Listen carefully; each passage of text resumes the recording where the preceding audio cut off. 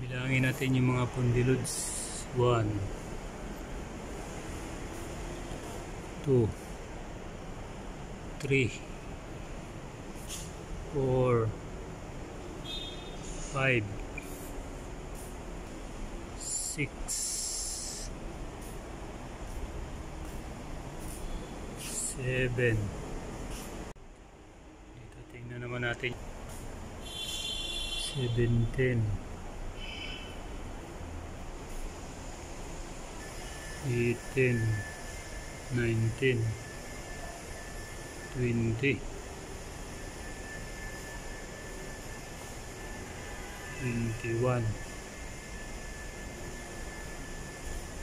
22 23 24 25 26